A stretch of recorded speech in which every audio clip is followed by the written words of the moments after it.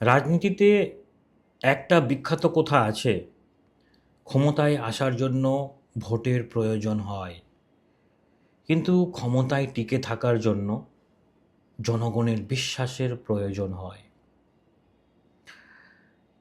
রাজনীতিকরা অনেক ভুল করলেও জনগণ মাঝে মাঝে তা ক্ষমা করে দেয়, কিন্তু এমন একটি ভুল আছে যা করার পর ইতিহাস কাউকেই ক্ষমা করেনি, আর তা হলো ব্যাপক দুর্নীতি এবং বিদেশে অর্থ পাচার। টাকার পাহাড় সাময়িকভাবে ক্ষমতা ধরে রাখতে সাহায্য করতে পারে, কিন্তু এটি একদিন চিরতরে রাজনৈতিক ক্যারিয়ার ধ্বংসের কারণ হয়ে দাঁড়ায়।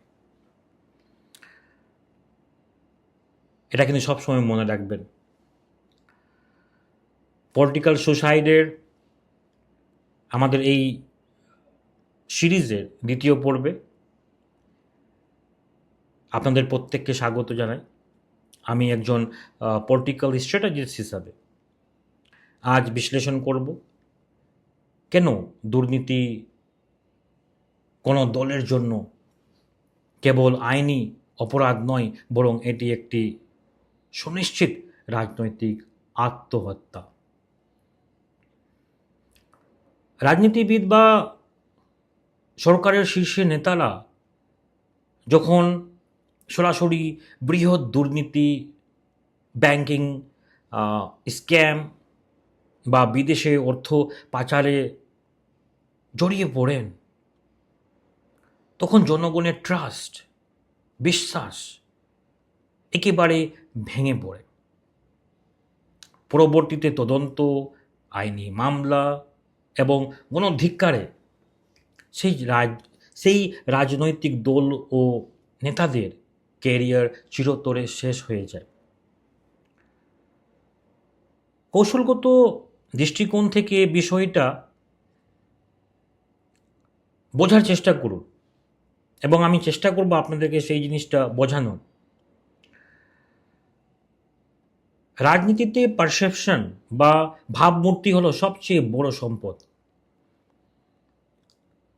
আপনি নীতিগত ভুল করলে রাজনৈতিক তর্ক তৈরি হবে, কিন্তু যখন টিভি পর্দায় কোটি কোটি টাকার পাহাড়, বিদেশে ব্যাংকে অ্যাকাউন্টে নথিপত্র বা নিয়োগ দুর্নীতির প্রমাণ ভেসে ওঠে, তখন সাধারণ মানুষের মগজে একটি স্থায়ী ধারণা তৈরি হয়, এরা জনগণের সেবক নয়, এরা চোর।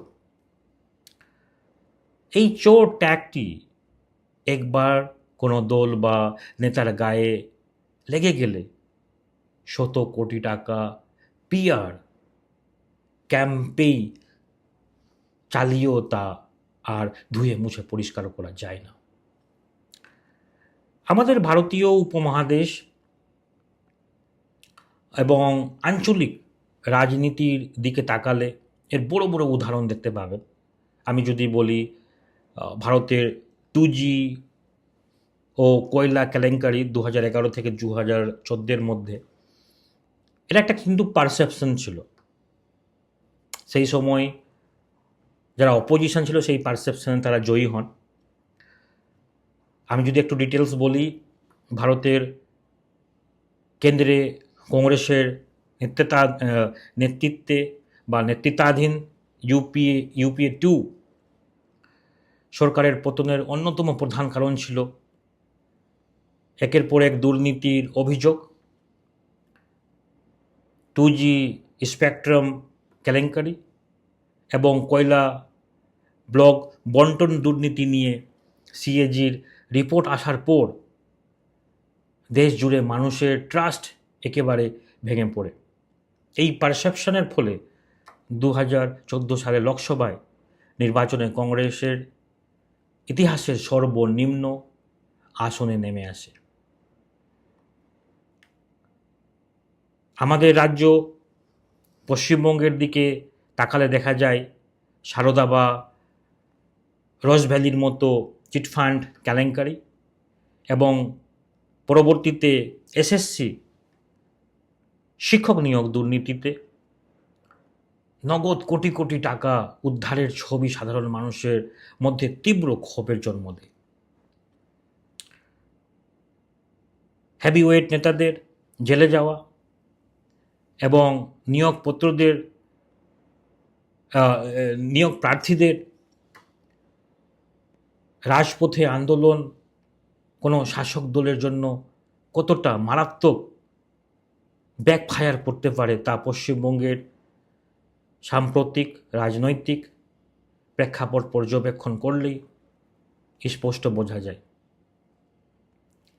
আমি যদি বিশ্বের রাজনীতিতে দুর্নীতি কীভাবে বড় বড় সাম্রাজ্য বা প্রভাবশালী নেতাদের পতন ঘটিয়েছে তা আমি ছোট্ট কয়েকটি উদাহরণের মাধ্যমে আমি বোঝানোর চেষ্টা করব। যদি আমি মালয়েশিয়ার কথা যদি বলি, আধুনিক বিশ্বের সবচেয়ে বড় রাজনৈতিক পতনগুলোর একটি হলো মালয়েশিয়ার সাবেক প্রধানমন্ত্রী নাজিব রাজাকের পতন। রাষ্ট্রীয় তহবিল, যেটার তহবিলের নাম ছিল 1MDB থেকে প্রায় $4.5 বিলিয়ন আত্মসাৎ ও অর্থ পাচারের অভিযোগ ওঠে তার বিরুদ্ধে। এর ফলে 2018 সালের নির্বাচনে স্বাধীনতার পর টানা 60 বছর ধরে মালয়েশিয়ার শাসন করার জোট ভ্যারিয়েশনস ন্যাশনাল ক্ষমতা হারায় এবং নাজিব রাজাককে বিচারে জেলখানায় যেতে হয়। আমি যদি পাকিস্তানের কথা বলি, 2017 সালে পানামা পেপার লিক হওয়ার পর পাকিস্তানে তৎকালীন প্রধানমন্ত্রী নওয়াজ শরীফ ও তার পরিবারের বিদেশে বিপুল সম্পদ ও অর্থ পাচারের তথ্য সামনে আসে। এর জেরে পাকিস্তানের সুপ্রিম কোর্ট তাকে প্রধানমন্ত্রী পদের জন্য অযোগ্য ঘোষণা করে। এটি তার রাজনৈতিক ক্যারিয়ারকে চরম অনিশ্চয়তা মুখে ফেলে দেয়। তাই আপনি যদি একজন উদীয়মান রাজনীতিবিদ হন বা দল পরিচালনা করেন, তবে একজন পলিটিক্যাল ক্যাডার বা লিডার হিসাবে 3টি কথা সবসময় মনে রাখবেন। প্রথম, বর্তমানে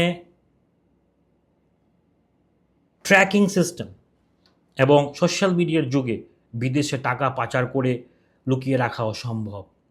দ্বিতীয়, দলের একজন শীর্ষ নেতা দুর্নীতি করলে ভোটের মাঠে পুরো দলকেই সেই অভিশাপের মাসুল গুনতে হয়।